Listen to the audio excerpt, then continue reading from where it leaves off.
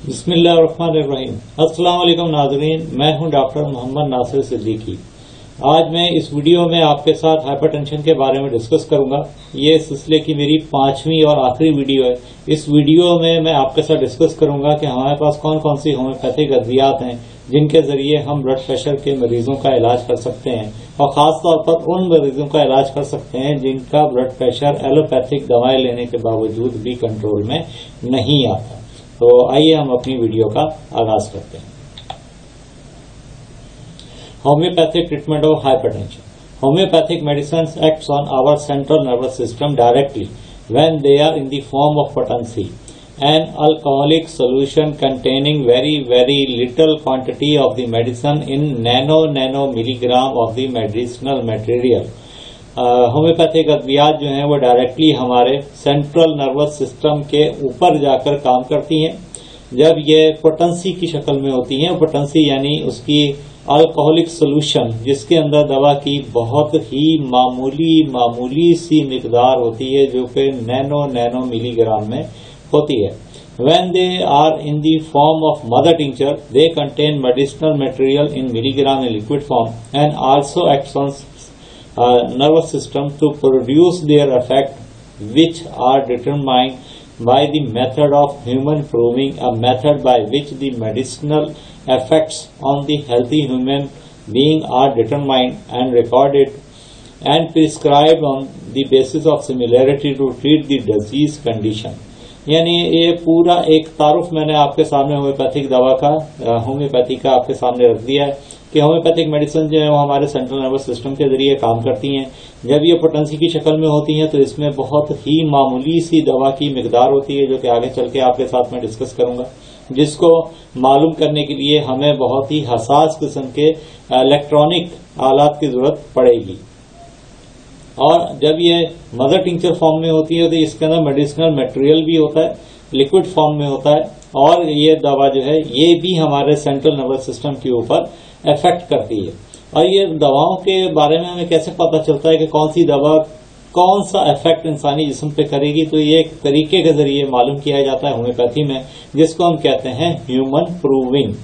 और इस human proving के नतीजे में जो हमें मरीज की या प्रूवर की जो हमें सिम्टम्स मिलती हैं उसको हम रिकॉर्ड कर लेते हैं। और जब कोई मरीज हमारे पास वैसी ही सिम्टम्स लेकर के आता है तो सिमिलैरिटी की बेस के ऊपर हम वो दवा उस मरीज को प्रिस्क्राइब कर देते हैं। For example, if a medicine named AA is given to a group of healthy human beings known as provers, which produces headache, nosebleed, vertigo, and bitter taste in the mouth to all of them. These symptoms are noted down and recorded, and suppose when a person comes with these symptoms, then on the basis of similarity, we will give him the medicine AA in the form of mother tincture or potency. This medicine AA will act directly on our nervous system and he will get relief by an unknown mechanism of our nervous system, and it is still unknown which mediators and chemicals our nervous system makes which reverse the disease condition. यहाँ पे मैंने ये बताने की कोशिश की है कि जब फर्ज करें कि हमारे पास कोई दवा है जिसका हम फर्जी नाम रख लेते हैं AA जो है कुछ सेहतमंद इंसानों के ग्रुप को हम ये दवा देते हैं, और उसके बाद इस दवा की वजह से उनमें कुछ अलामतें पैदा होती हैं, जैसे मिसाल के तौर पे सर में दर्द, नाक से खून आना, चक्कर आना और मुंह का जायका कड़वा होना। तो ये सिम्टम हम रिकॉर्ड कर लेते हैं और इस कंडीशन को हम कहते हैं ड्रग प्रूविंग होम्योपैथिक के अंदर। जब यही सिम्टम हमारे पास कोई आम आदमी लेके आता है किसी बीमारी के नतीजे में, तो उसकी सिम्टम ये होती है कि जनाब सर में दर्द भी हो रहा है, नाक से खून भी आ रहा है, चक्कर भी आ रहे हैं और मुंह का जायका भी कड़वा है। तो ये सिमिलरिटी की बेस के ऊपर ये दवा AA जो है हम उसको प्रिस्क्राइब करेंगे। ये है होम्योपैथी का बुनियादी फलसफा। फलसफा क्या है होम्योपैथी का बुनियादी दवाओं के एतबार से कि सेहत की हालत में अगर किसी को कोई दवा सिम्टम कुछ पैदा करती है, उन सिम्टम को नोट कर लिया जाता है, और जब किसी बीमारी की शक्ल में ये सिम्टम किसी मरीज में पैदा होती हैं तो फिर वही दवा जिसने सिमिलर सिम्टम पैदा की होती हैं उस पेशेंट को हम देते हैं और उसको आराम हो जाता है। Homeopathy is a medical system based on the believe that the body can cure itself. यानी होम्योपैथी जो है एक मेडिकल सिस्टम है भाई ये पूरा, और इसमें बुनियादी बिलीफ ये है कि अगर हमें कोई बीमारी होती है तो हमारी बॉडी उसको खुद ब खुद क्योर भी कर सकती है। Those who practice it usually use tiny amount of the natural substances like plants and minerals. They believe these stimulate the healing process. या हम होम्योपैथी के अंदर जैसे कि अभी आपसे थोड़ी देर पहले मैंने डिस्कस किया कि बहुत माइन्यूट मिकदार में हम दवा मरीज को देते हैं और उससे ये ठीक होता है। और होम्योपैथिक दवा का बुनियादी काम जो होता है वो हमारे अपने इम्यून सिस्टम को और अपने डिफेंस सिस्टम को और अपने खुद के हीलिंग सिस्टम को स्टिमुलेट करना है। It was developed in the late 1700 century in Germany. It is common in the many European countries, but it is not quite as popular in the United States. सन 1700 में तकरीबन ये Germany के अंदर ये system जो मुतारिफ हुआ, ये बहुत सारी यूरोपियन कंट्रीज में इस्तेमाल होता है। वहाँ के डॉक्टर जो हैं इसको वहाँ पे इस्तेमाल करते हैं अपने मरीजों के ऊपर, मगर ये अमेरिका में अभी तक इतना ज्यादा पॉपुलर नहीं है। जर्मनी में डॉक्टर हेनीमैन आजम जो है उन्होंने ये सिस्टम मुतारिफ कराया, और मजे की बात यह है कि वो खुद अपने जमाने के बड़े माने हुए तजर्बेकार एलोपैथ डॉक्टर थे, और एलोपैथ डॉक्टर होने के बावजूद उन्होंने ये सिस्टम जो है वो मुतारिफ कराया। How does it work? A basic belief behind homeopathy is like cures like. ये बहुत ही बुनियादी फलसफा है होम्योपैथी का कि जिस किस्म की बीमारी की अलामतें कोई दवा पैदा करती है, अगर नेचुरली किसी बीमारी के नतीजे में वैसी अलामतें पैदा होती हैं तो फिर वो दवा उन अलामतों को ठीक भी कर देगी जब उसको पोटेंसी की या होम्योपैथिक दवा की शक्ल में दिया जाएगा। In other words, something that brings a symptom in a healthy person can in a very small dose treat an illness with the similar symptom. This is meant to trigger the body natural defense system. यानी यहाँ भी वही बात मैंने आपके साथ discuss की है। फॉर एग्जाम्पल, रेड ऑनियन, यानी ये जो हमारे घर में आमतौर पर प्याज होती है, मेक्स योर आइस वाटर। यानी अगर इसका जब आप प्याज काटते हैं तो अगर प्याज से काटने के दौरान जो उसमें से छोटे छोटे से ड्रॉपलेट उड़ते हैं, अगर वो आपकी आंख में चले जाएं तो आपकी आंख में प्रॉब्लम हो जाती है, आंखों के अंदर जलन होती है और पानी आना आंखों से शुरू हो जाता है। अगर यही सेम कंडीशन मौसम के चेंज होने से या किसी और वजह से आपको हो जाती है, आपकी आंखों में खारिश होती है, आंखों में जलन होती है और आंखों से पानी आ रहा है, तो ये नेचुरली जब आपने रेड ओनियन से तजर्बा किया, उसकी जब भाप आपकी आंखों में गई तो ये सिम्टम हो गई। जब यही सिम्टम आपके पास आ रही है तो रेड ओनियन आप उसको पोटेंसी की शक्ल में देंगे। और रेड ओनियन जो है हमारे यहाँ एलियम सीपा के नाम से जो है एक मेडिसिन है, बहुत मशहूर हमारी दवा है एलियम सीपा, उसके ये आप देंगे तो वो सिम्टम जो है सही हो जाएंगी। That is why it is used to treat the allergy in which the patient is having too much watering from the eyes. Treatment for the other ailments are made from poison ivy. बहुत मशहूर दवा इससे बनती है, rhus tox, white arsenic, crush bees and a herb called arnica. Homeopathic doctors, who are also called homeopath, decrease the quantity of these ingredients by adding water or alcohol. Then they shake the mixture as a part of a process called potentization. Homeopath also believe that lower the dose, more powerful the medicine. In fact, many of these remedies no longer contain any molecules of the original substances. They come in a variety of forms like sugar pellets, liquid drops, creams, gels and tablets. यहाँ पे मैंने एक थोड़ी सी बात आपके साथ process discuss किया है कि होम्योपैथिक दवा बनाई कैसे जाती है, और इस प्रोसेस को हम कहते हैं पोटेंटाइजेशन। इसके अंदर क्या होता है, इसके दो तरीके हैं दवा बनाने के, एक डेसिमल मेथड कहलाता है और एक सेंटिमल मेथड। डेसिमल मेथड में हम ये करते हैं कि हम 1 ड्रॉप लेते हैं दवा का और उसके अंदर 9 ड्रॉप शामिल करते हैं अल्कोहल के, और उसको 10 दफा झटके देते हैं। अगर हमने मदर टिंचर ली थी, मदर टिंचर का 1 ड्रॉप लिया, उसमें 9 ड्रॉप हमने डाले अल्कोहल के और उसको 10 दफा हमने स्ट्रोक दिया तो ये मदर टिंचर से कन्वर्ट हो गया 1 पोटेंसी। अब इसी तरीके से हम चलते जाएंगे। अब हम लेंगे 1 पोटेंसी का एक ड्रॉप और उसमें 9 ड्रॉप डालेंगे अल्कोहल के, उसको 10 झटके देंगे तो ये बन गई 2 पोटेंसी, मगर ये 1x कहलाएगी और 2x कहलाएगी। इसके बरक्स अगर हम एक ड्रॉप लेते हैं मदर टिंचर का और उसमें 99 ड्रॉप हम डालते हैं अल्कोहल के और फिर जब हम उसको 10 स्ट्रोक देंगे तो ये मदर टिंचर से पोटेंसी बनेगी 1C यानी सेंटिमल ग्रेड वाली। इसी तरीके से हम 1C पोटेंसी का एक ड्रॉप लेंगे और उसमें 99 ड्रॉप डालेंगे अल्कोहल के और फिर जब उसको हम 10 झटके देंगे तो उसके बाद वो जो पोटेंसी बनेगी वो होगी 2C। यानी ये होम्योपैथिक पोटेंसी बनाने के बुनियादी तौर पर 2 प्रोसेसेस हैं, एक है डेसिमल प्रोसेस और दूसरा है सेंटिमल process.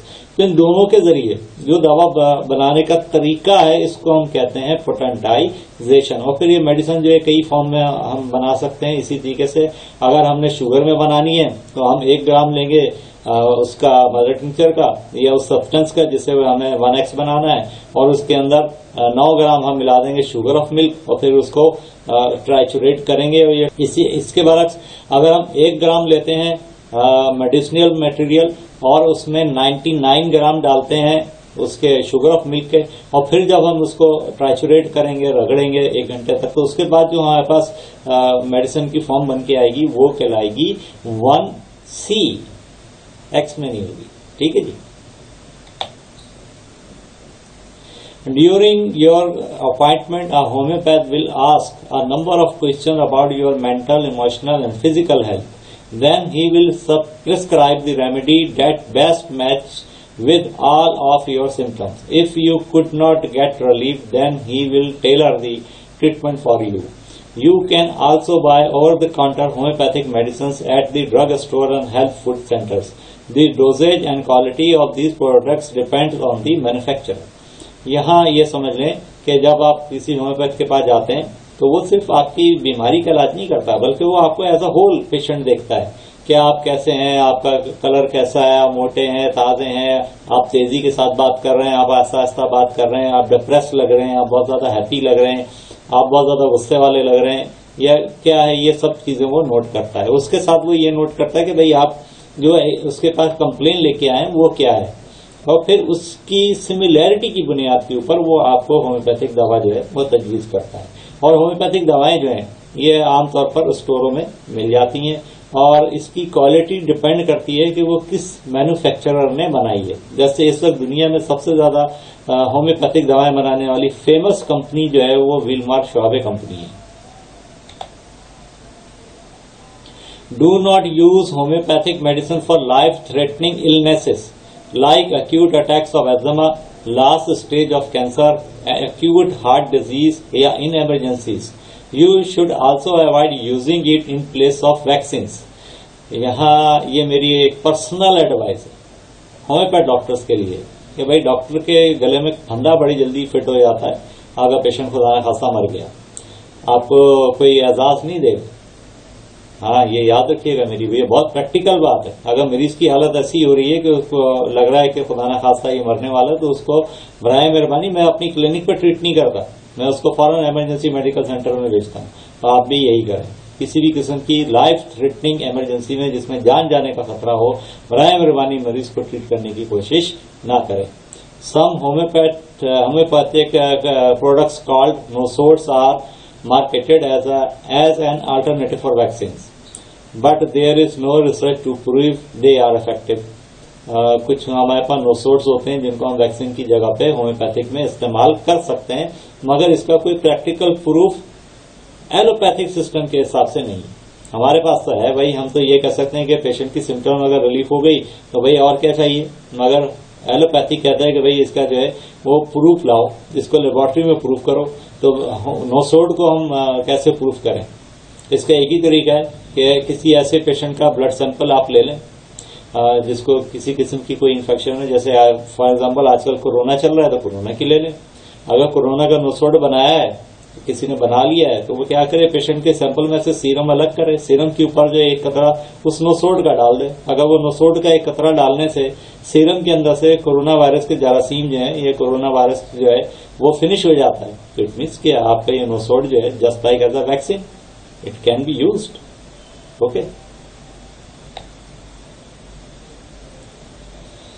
Does it work? Research is mixed. ये कि होम्योपैथिक दवा वाकई काम करती है या नहीं करती है, तो ये इसके ऊपर जनाब मुख्तलिफ राय हैं. Research is mixed but some studies show that homeopathic remedies are helpful while other do not believe. यानी कि कुछ जो रिसर्च करते हैं, खास तौर पर वो डॉक्टर जो रिसर्च का काम करते हैं, वो कहते हैं कि भाई होम्योपैथिक दवा काम करती है उनमें, मगर अक्सरियत कहती है कि भाई ये प्लाज्मा इफेक्ट है. Most researchers believe it is due to the belief of placebo effect, because when the homeopathic medicine in the potency form, it does not contain medicinal molecules, so it cannot produce any effect, and the symptoms of the patient are improved because of the patient believes that he is taking medicine. यानी वो ये कहते हैं कि homeopathic दवा इसमें तो कुछ होता ही नहीं है, तो फायदा कैसे करेगी, हालांकि ये गलत बात है जो कि मैं आगे चल के आपको बताऊंगा. तो वो ये कहते हैं कि बस वो मरीज ये नफ्सियाती तौर पे समझ रहा होता है कि भाई हम मेडिसिन ले रहे हैं इसलिए वो ठीक हो जाता है नफ्सियाती तौर पे. तो भाई कोई उसमें मेरा सवाल ये है कि अगर किसी को 104 बुखार है और बैक्टीरिया की सिम्टम उसमें है और बैक्टीरिया खाने के बाद उसका बुखार जो है वो सही हो जाता है, और पहले उसका टेस्ट टाइफाइड का खराब था और जब अब आप टेस्ट कराते हैं टाइफाइड का तो वो सही आ जाता है, तो इसको भी हम नफ्सियाती इफेक्ट कहेंगे? कैसे कहेंगे? When the homeopathic medicines are in the form of potency, they contain the medicinal properties in the form of photonic energy by which they are formed. यानी ये जो होम्योपैथिक पोटेंसी में जो दवा की शक्ल है भाई, वो फोटोनिक एनर्जी होती है, और फोटोनिक एनर्जी जो है वो उसी मेडिसिनल प्रोडक्ट की होती है. ये तो प्रूव है ना, अब तो ये प्रूव हो गया है.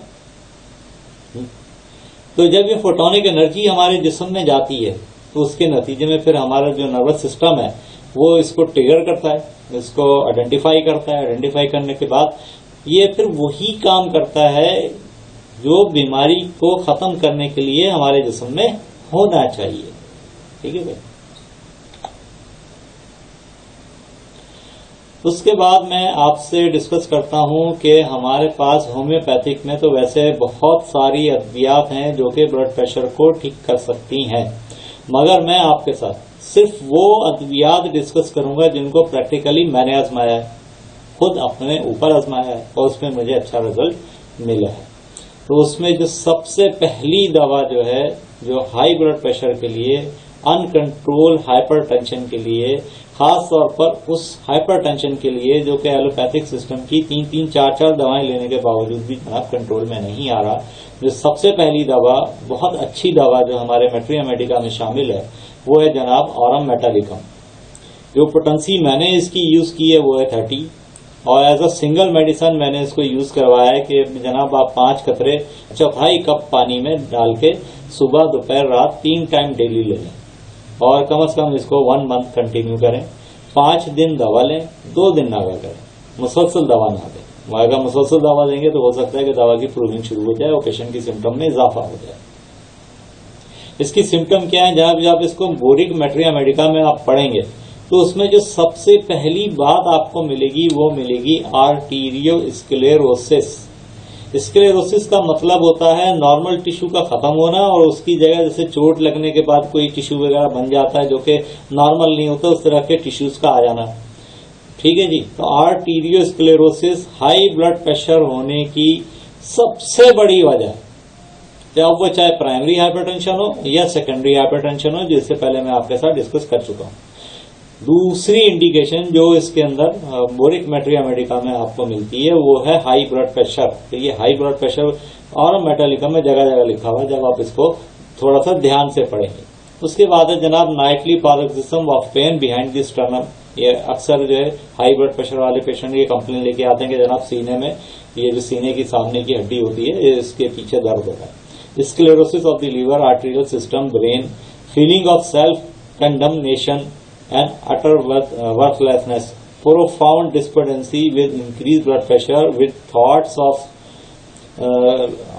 life and thoughts of suicides. ये बहुत इंपॉर्टेंट चीज है कि ऑरम मेटालिका का पेशेंट देखने में आपको लगेगा कि बहुत ज्यादा डिप्रेस हुआ है, और ये डिप्रेस पेशेंट आपके पास आ गया है जनाब हाई ब्लड प्रेशर का इलाज कराने. और कह रहा है कि जनाब मुझे तो लगता है मेरी जिंदगी फजूल है, मैं कोई ढंग का काम नहीं कर सका, मैं बहुत गरीब आदमी हूँ, इस तरह की बातें आपसे करेगा। और फिर बातों के दौरान के यार डॉक्टर साहब मैं तो जिंदगी से ही बेजार हो गया, मैं चाहता हूँ मेरी खुदकुशी करूँ। तो इस किस्म की बात अगर आपके पास कोई पेशेंट कर रहा है और अगर वो एजेड भी है, यानी मोर देन 60 ईयर का है, और जब आप उसकी यहाँ से आर्ट्रियल आर्टरी को जब आप फील करते हैं तो उसके अंदर जो नब्ज की रफ्तार है वो आपको बहुत ज्यादा भारी भारी सी महसूस होती है और बहुत आपको प्रेशर लगाना पड़ता है उसके अंदर जो बीट आ रही है उसको फिनिश करने के लिए। तो इसका क्या मतलब हुआ कि आर्ट्रियल प्रेशर बढ़ा हुआ है और जो आर्टरी है वो स्क्लेरोज्ड है, सख्त हुई हुई है। तो ये 2-3 बातें आपको मिल गई। एक तो भाई ओल्ड एज पेशेंट है, 60 साल से ज्यादा का है, दूसरा डिप्रेस हुआ हुआ है, तीसरा जिंदगी को बेकार समझता है, चौथा वो हाई ब्लड प्रेशर का पेशेंट है। तो और खून की रक्त का एग्जामिन करने पे आप जब उसकी पेरिफेरल पल्सेस देखते हैं तो आपको लगता है कि जनाब खून की आर्टरी जो है ये जो है आपकी रेडियल आर्टरी कहलाती है, ये अगर स्क्लेरोज्ड हुई आपको महसूस हो रहा है कि स्क्लेरोज्ड है। जब आपको एक्सपीरियंस हो जाएगा पेशेंट्स को देखने का तो आपको ये अच्छे तरीके से समझ में आएगा। तो फिर वहां आप उसको प्रिस्क्राइब करें और मेटालिकम 30 पोटेंसी में 5 कतरे चौथाई कप पानी में डाल के सुबह को लें, 5 कतरे चौथाई कप पानी में डाल के दोपहर के खाने के बाद ले लें और 5 कतरे चौथाई कप पानी में डाल के रात को ले लें, दिन में 3 बार लें, 5 दिन दवा लें और 2 दिन नागा करें। इस तरीके से 2 महीने 3 महीने दवा लेंगे तो इंशाल्लाह ब्लड प्रेशर जो है वो कंट्रोल में आ जाएगा। उसके बाद जनाब दूसरी दवा जो मैं अपनी क्लिनिक में बहुत कामयाबी के साथ इस्तेमाल करता हूँ हाई ब्लड प्रेशर को कंट्रोल करने के लिए, वो है ब्राइटा मेरोटिका। इसकी भी पोटेंसी 30 है। दवा लेने का वही तरीका है, एज अ सिंगल मेडिसिन 5 कतरे चौथाई कप पानी में डाल के सुबह को, 5 कतरे चौथाई कप पानी में डाल के दोपहर को, 5 कतरे चौथाई कप पानी में डाल के रात को। तो 3 दफा दवा जो है वो दिन में लेनी है। इसकी भी सिम्टम वही, arterial sclerosis, cerebral fraction, vertigo due to cerebral anemia and noises in air, hypertension and vascular degeneration, increased tension of the pulse, arteriosclerosis। और दूसरी दवा जो इसके साथ है baryta scale, where a high systolic blood pressure with compensatory low diastolic tension is attended by cerebral and cardiac symptom। याद रखिएगा जनाब, अगर किसी का सिर्फ आर्टेरियल यानी कि सिस्टोलिक ब्लड प्रेशर उसका अगर ऊपर जा रहा है और डायस्टोलिक प्रेशर उसका नीचे है, याद रखिएगा इस दवा के लिए खास तौर पर। हाई ब्लड प्रेशर आपने चेक किया ब्लड प्रेशर में पता चला कि जनाब उसका जो ऊपर वाला ब्लड प्रेशर है, जो ऊपर का नंबर है वो ज्यादा है और जो नीचे का नंबर है वो नॉर्मल है या नॉर्मल से थोड़ा सा कम है। तो इस किस्म के हाई ब्लड प्रेशर के लिए बहुत ही स्पेसिफिक मेडिसिन है ब्राइटा मेयो, ठीक है जी। उसके बाद हमारे पास एक और दवा है हाई ब्लड प्रेशर को कंट्रोल करने के लिए होम्योपैथी में। इस दवा का नाम है गोलोनाइन। इसको जो पोटेंसी मैं यूज करता हूं वो है 6C और इसका भी वही तरीका है कि 5 कतरे चौथाई कप पानी में डाल के सुबह शाम और रात आपने 3 बार रोजाना लेने हैं। इसमें जो सबसे बड़ी बात जो मैं आपको बताऊं वो ये है कि जनाब हाई ब्लड प्रेशर के पेशेंट जो आता है इसका वो जनाब सर की तकलीफ लेके बहुत आता है। डॉक्टर साहब खनपट्टियां दुख रही हैं, सर का ये हिस्सा दुख रहा है, पीछे दुख रहा है, गर्दन दुख रही है या कान भी दुख रहे हैं, ये चेहरे का यहाँ से भी दुख रहा है, नाक भी दुख रही है, डॉक्टर साहब चक्कर भी आ रहे हैं, जिस्म में जान नहीं है। अच्छा, चेहरा हल्का हल्का सा आपको उसका सुर्खी माइल देखने में लगेगा।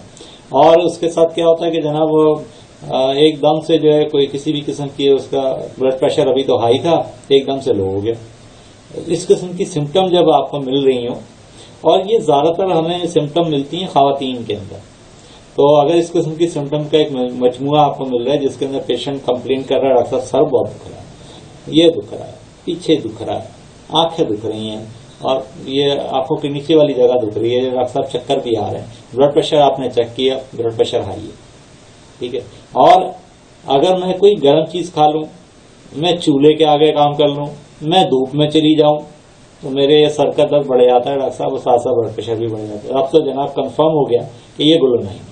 तो गोलोनाइन 6 पोटेंसी में दिन में 3 बार थोड़े से पानी में डाल के आपने उसको देनी है। तरीका वही है, 5 दिन दवा लेनी है भाई, 2 दिन आगे लेना है, मुसलसल दवा नहीं दें। अगर आप मुसलसल दवा देंगे तो हो सकता है कि दवा की प्रूविंग शुरू हो जाए और जो आपके पास कंप्लेन लेके आया है पेशेंट वो और बढ़ जाए। उसके बाद एक और बहुत काम की दवा ब्लड प्रेशर को कंट्रोल करने के लिए होम्योपैथी में, वो है जनाब नेट्रोम्योर। और नेट्रोम्योर जो है ये आम खाने का नमक है जो हम घर में खाते हैं। तो इसकी जो पोटेंसी मैं यूज करता हूँ वो है जनाब 30। और तरीका वही है कि 5 कतरे चौथाई कप का मतलब होता है 1 कप का चौथा हिस्सा, तो चौथाई कप पानी में डाल के सुबह, दोपहर और रात 3 टाइम ले लें। इसकी सिम्टम में बुनियादी बात यही लिखी है, the prolong taking of the excessive salt causes profound nutritive changes to take place in the system and these arise not only the system of salt retention as evidenced by dropsies and edemas, but also an alteration in the blood causing a condition of anemia and leukocytosis. This medicine is also very effective for hyperthyroidism, goiter, Addison disease, diabetes, heart, tachycardia, sensation of coldness of heart, इस किस्म की सारी अब symptom जब आपको मिल रही हो। अब देखें कैसे आप नेट्रोम्योर के पेशेंट को पहचानेंगे। पहली बात, वो आएगा तो जब आप उससे पूछेंगे नमक कितना खाते हो, वो कहेगा मैं तो नमक एक्स्ट्रा डाल के खाता हूँ, यानी वो तेज नमक खाता है, पहली बात। दूसरी बात, उसको खून की कमी होगी, देखने में पेल नजर आएगा आपको, ठीक है। तीसरी बात, उसके अंदर जो है आपको उसका चेहरा और उसके टखने सूजे हुए नजर आएंगे क्योंकि ड्रॉप्सिस होती हैं। और जब अगर आप उसका सीबीसी का टेस्ट अगर वो लेके आया है आपके पास एक्सीडेंटली, तो अगर उसमें देखेंगे तो आपको खून की कमी की उसमें जो है वो इंडिकेशन मिलेंगी, मतलब उसके आरबीसीज कम होंगे, उसकी हीमोग्लोबिन कम होगी, ठीक है। और उसके साथ जब आप देखेंगे तो उसके खून के व्हाइट सेल जिनको हम ल्यूकोसाइट्स कहते हैं वो बड़े हुए होंगे। और उसके साथ जो है अगर उसको हाइपर थायराइड है, यानी वो बता रहा है कि भाई मुझे थायराइड प्रॉब्लम भी है, या आपको लग रहा है कि उसके गले का ये सामने वाला हिस्सा है ये खुद सूजा हुआ, जब उसके बारे में पूछेंगे कि भाई आप इसके लिए कोई दवा खा रहे हैं, तो वो आपको बताएगा जी डॉक्टर मैं एक दवा खा रहा हूँ। जब आप नाम पूछेंगे वो बताएगा न्यूमरकाजोल। याद रखिएगा न्यूमरकाजोल। न्यूमरकाजोल आमतौर पर लिखी जाती है हाइपर थायराइडिज्म में एलोपैथिक सिस्टम में, ठीक है। अगर वो कहता है मैं थायरोक्सिन खा रहा हूं तो वो फिर अपोजिट बात होगी, वो हाइपोथायराइडिज्म का पेशेंट होगा, हाइपर का नहीं होगा। इसके बाद होती है एडिसन डिजीज और डायबिटीज, यानी उसको शुगर भी होगी और कोई ना कोई उसको दिल का आर्जा भी है, यानी कि वो कार्डियक मेडिसिन भी कोई कार्डियक सेंटर से लेके खा रहा है। तो ये सारा पूरा एक वो ये कह लें कि cluster of symptom and science बन गया, यानी कि नमक तेज खा रहा है, उसके चेहरे पे सूजन है, उसके टखनों पे सूजन है, उसको शुगर है, उसको दिल की प्रॉब्लम भी है, उसको दिल धड़कने की तकलीफ भी है, फ्लटरिंग भी होती है, पल्पिटेशन भी होती है, और इस किस्म की उसके दिल में धड़कन होती है कि उसका पूरा जिस्म जो है वो हिलना शुरू हो जाता है। खास तौर पर सुबह को 10 बजे से लेके 12 बजे के दरमियान उसकी सिम्टम में इजाफा होता है। ये नेट्रोम्योर का एग्रेवेशन टाइम है, इस दौरान इजाफा होता है, धूप में जाता है तकलीफ बढ़ जाती है। अगर उसको भूख लगी हुई होती है तो भूख की हालत में तकलीफ बढ़ जाती है, और कुछ खा लेता है तो तकलीफ कम हो जाती है। ये सारा पूरा एक मजमुआ बन गया। तो इस मजमुए के ऊपर आपने जो उसको दवा तजवीज करनी है वो है जनाब नेट्रोम्योर। उसके बाद जनाब एक और बहुत काम की दवा जो कि ब्लड प्रेशर को लो ब्लड प्रेशर को भी ठीक करती है और हाई ब्लड प्रेशर को भी ठीक करती है, डबल एक्शन इन ब्राइट, ठीक है। तो इसके ये है जनाब विस्कम एल्बम। इसकी जो पोटेंसी मैं यूज करता हूं वो है 30C, और तरीका वही है कि 5 कतरे थोड़े से पानी में डाल के सुबह, दोपहर और रात का आपने लेना है। इसमें जो सिम्टम है ये आपको इसके बारे में अगर हाइपरटेंशन के लिए आपने देनी है तो फिर आप कराएंगे पहले यूरिन डीआर। यूरिन डीआर में आपको मिलेगा कि जनाब पेशेंट के पेशाब में बहुत ज्यादा प्रोटीन आ रही है, और इस प्रोटीन आने को हम कहते हैं एल्ब्यूमिनूरिया, और यहाँ पे लिखा हुआ है हाइपरटेंसिव एल्ब्यूमिनूरिया, यानी ब्लड प्रेशर की ज्यादती होने की वजह से पेशाब में प्रोटीन का आना। उसके साथ अगर उसको कोई वल्वुलर हार्ट डिजीज है, अगर आप एक्सरे कराते हैं चेस्ट का, या वो लेके आया एक्सरे चेस्ट, उसमें आपको दिल का साइज बड़ा नजर आ रहा है, उसकी नब्ज जो है वो तेज चल रही है और उसका प्रेशर नब्ज का वो कम है, और मरीज जो है वो लेट नहीं सकता, ठीक है। तो ये पूरा सिम्टम का एक मजमुआ बन गया। क्या बना, दोबारा रिपीट कर देता हूँ। हाई ब्लड प्रेशर का पेशेंट आया ट्रीटमेंट कराने के लिए, वो क्या मिल रहा है, यूरिन डीआर की रिपोर्ट लाया, चेस्ट एक्सरे लाया साथ में। यूरिन डीआर में मिल रहा है आपको प्रोटीन आ रही है, चेस्ट एक्सरे में मिल रहा है दिल का साइज बड़ा है, ठीक है। और नब्ज आप उसकी देख रहे हैं तो नब्ज आपको तेज मिल रही है और धीमी मिल रही है, मतलब उसका प्रेशर कम है। और जनाब वो पेशेंट बता रहा है कि डॉक्टर साहब मैं लेट नहीं सकता, लेटता हूं तो दम घुट जाता है। तो ये पूरी एक कॉम्बिनेशन बन गई सिम्टम्स की, साइंस की, और इसकी बुनियाद पर आप फिर जो उसको दवा एज अ सिंगल मेडिसिन आप उसको जो देंगे वो है विस्कम एल्बा। ठीक है जनाब, यहां तक क्लियर हो गया। अब आगे चलते हैं जनाब। ये दवा तो आपने हाई ब्लड प्रेशर के हर पेशेंट को देनी ही देनी है, भले उसको कोई भी सिम्टम हो, याद रख लीजिए। इसकी जो पोटेंसी मैं यूज करता हूं वो है मदर टिंचर, और इसके 10 से 15 कतरे चौथाई कप पानी में डाल के सुबह दोपहर रात 3 टाइम आपने देना है। This is my routine medicine which I give to every patient coming to have homeopathic medicine for the uncontrolled hypertension, taking the allopathic medicines along with these medicine as a routine homeopathic medicine. Choose the other homeopathic medicines for the patient on the basis of similarity. Like if patient taking too much salt, he should be given natrum mure on the basis of similarity of the natrum mure. ठीक है जी। तो ये दवा जो है आपके पास जो blood pressure का इलाज कराने के लिए पेशेंट आएगा, आप जो ऊपर मैंने सिंगल मेडिसिन आपके साथ डिस्कस किए, आप उसमें से कोई भी दवा मरीज के लिए निकालते हैं, उसके साथ ये दवा तो जनाब लाजमन अलग से देनी ही देनी है। किस तरीके से कि जनाब इसके 10 से 15 कतरे 1 कप के चौथे हिस्से पानी में, यानी चौथाई कप पानी में डालकर सुबह को, दोपहर को, सुबह को, शाम को, रात को 3 बार लेनी है। इसका भी तरीका वही है कि जनाब 5 दिन दवा लेनी है, 2 दिन आगे करना है। मुस्तकिल तौर पे ये दवा भी कंटिन्यूअली नहीं देनी है। 2 से 3 महीने में पेशेंट का ब्लड प्रेशर जो है वो कंट्रोल में आ जाएगा। उसके बाद जनाब मैंने आपके साथ शेयर करने हैं मेरे 2 फार्मूले। अब भाई मसला ये है कि आजकल जो पेशेंट हमारी क्लिनिक पर आते हैं वो एक कॉम्प्लेक्सिटी ऑफ सिम्टम लेके आते हैं। हमें पता नहीं चलता ये कौन सी दवा का पेशेंट है भाई, ताकि हम उसके लिए एज अ रूल, होम्योपैथिक का एज अ रूल हम उसके लिए सिंगल मेडिसिन प्रिस्क्राइब कर सकें, जो कि होम्योपैथिक का बेसिक रूल है। मगर इस बेसिक रूल की आज जिस तरीके से ऐसी तैसी हो रही है, इसको देख के तो मुझे हंसी ही आती है और कुछ नहीं आता। तो मैं क्या करता हूं कि जो मैंने आपके साथ 5-6 दवाएं जो सिंगल मेडिसिन की यूज की थी, मैं उनका एक कॉम्बिनेशन बना देता हूं। उसमें क्या है, ऑरम मैट है, बराटा म्योर है, गोलोनाइन है, नेट्रम म्योर है, विस्कम एल्बा में, ये सब 30 पोटेंसी में लेके इनको मैं कंबाइन कर देता हूँ, मिक्सचर बना देता हूँ, इसका कॉम्बिनेशन बना देता हूँ और पेशेंट को ये कॉम्बिनेशन दे देता हूँ। भले वो नेट्रम म्योर का पेशेंट हो, गोलोनाइन का हो, ऑरम मैट का हो, बराटा म्योर का हो, क्योंकि पता नहीं चलता है उसकी सिम्टम लेने से, क्योंकि इतनी डिटेल सिम्टम ना हमारे पास लेने का टाइम होता है और ना पेशेंट हमें बताता है, ना बता पाता है। ये भी एक प्रॉब्लम है। तो क्या करते हैं कि हम इसका एक कॉम्बिनेशन मैं बना लेता हूँ और ये कॉम्बिनेशन के 5 कतरे 1 कप पानी के चौथे हिस्से में, यानी चौथाई कप पानी में डाल के सुबह दोपहर रात 3 टाइम देता हूँ पेशेंट को। और इसके साथ एक और कॉम्बिनेशन में बनाता हूँ, नंबर 2 कॉम्बिनेशन। इसमें 2 मदर टिंचर, एक है क्रिटिकस मदर टिंचर और एक है रवल्फिया मदर टिंचर। ठीक है जी। तो क्या करता हूँ कि पहले पेशेंट को कहता हूँ कि जो मेरी नंबर 1 की कॉम्बिनेशन है उसके 5 कतरे थोड़े से पानी में डाल के आप पी लें, और उसके 2-3 मिनट के बाद इन दोनों दवाओं के 10-10 कतरे चौथाई कप पानी में डालें और पी लें। अब पेशेंट क्या किस तरीके से ये दवा लेता है कि जनाब नंबर 1 कॉम्बिनेशन के जो इससे पहले मैंने आपसे डिस्कस की, उसके 5 कतरे पानी में डाल के पी लिए, 5 मिनट के बाद इसके 10-10 कतरे दोनों दवाओं के चौथाई कप पानी में डाल के पी लिए। इसी तरीके से दोपहर को, इसी तरीके से रात को, और ये 5 दिन कंटिन्यू करना है, 2 दिन ना करना। वही बात कि अगर आप मुस्तकिल दवा देंगे तो हो सकता है दवा की प्रूविंग शुरू हो जाए। उसके बाद है when your hypertension come under control, stop the combination number 1।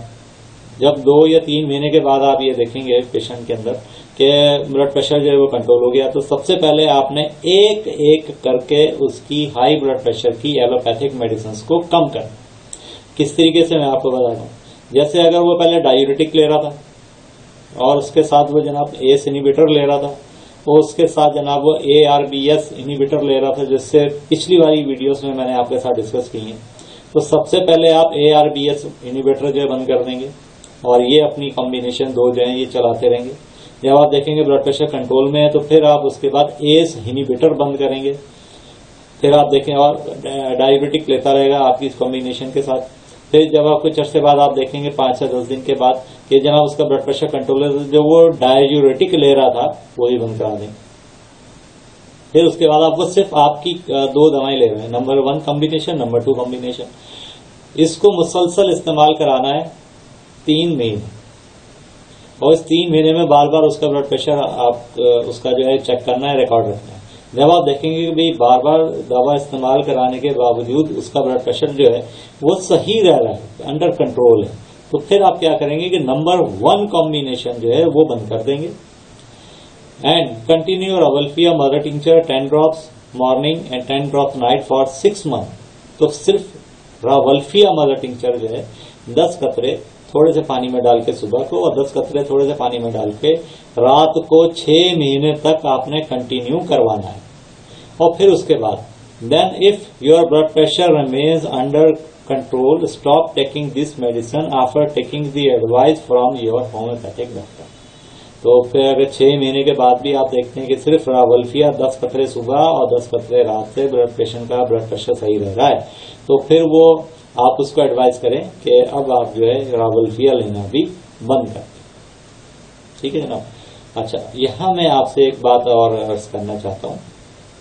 वो बात ये मेरा अपना एक्सपीरियंस है कि मुझे बहुत हाई ब्लड प्रेशर हो गया था और एक ऐसी कंडीशन आई थी आज से 4-5 साल पहले कि मैंने एलोपैथिक सिस्टम की 5 दवाएं 5 एक साथ खाई, एक साथ 5 दवाएं खाने के बावजूद भी मेरा ब्लड प्रेशर कंट्रोल में नहीं आया। तो इस्तेमाल करना शुरू किया तो तकरीबन 3 महीने के अंदर अंदर मेरी 5 की 5 एलोपैथिक दवाएं छूट गई और अगले 1 महीने के अंदर अंदर मुझे ना रावल्फिया लेने की जरूरत पड़ी, ना मुझे कोई और दवा लेने की जरूरत पड़ी। मेरा ब्लड प्रेशर ठीक रहता है, बिल्कुल सही है। मैं बिरयानी, कोफ्ते, जर्दा, पुलाव, पकौड़े, समोसे मैं सब कुछ खाता हूँ जब मेरा दिल चाहता है। फिर मैं ब्लड प्रेशर भी अपना 1.5 से 2 घंटे के बाद खाने के बाद चेक करता हूँ। अभी भी रोजाना की बुनियाद पर चेक करता हूँ, सुबह को, दोपहर को, रात को 3 मरतबा रोजाना। ये जो ऊपर का ब्लड प्रेशर मेरा जो है वो 120 से 140 के दरमियान रहता है और नीचे का डायस्टोलिक ब्लड प्रेशर जो है मेरा वो 80 से 90 के दरमियान रहता है, यानी कि सही है। और आज इस बात को माशाल्लाह से 4 साल हो चुके हैं। ठीक है जनाब। तो ये मेरा अपना एक पर्सनल एक्सपीरियंस था। तो इसी के साथ मैं आपसे इजाजत चाहता हूँ और मैं समझता हूँ कि मैंने जिस हद तक मुझे आता था, जिस हद तक मेरा नॉलेज था एलोपैथिक सिस्टम का, होम्योपैथिक का, क्योंकि मैं दोनों में क्वालिफाइड हूँ, दोनों में रजिस्टर्ड हूँ। होम्योपैथिक कॉलेज, जिना होम्योपैथिक मेडिकल कॉलेज में पढ़ाता रहा हूँ। उस बुनियाद पर जिस हद तक मुझे आता था मैंने वो सारा नॉलेज आपको मुकम्मल तौर पर कोशिश की है कि डिलीवर कर दूं।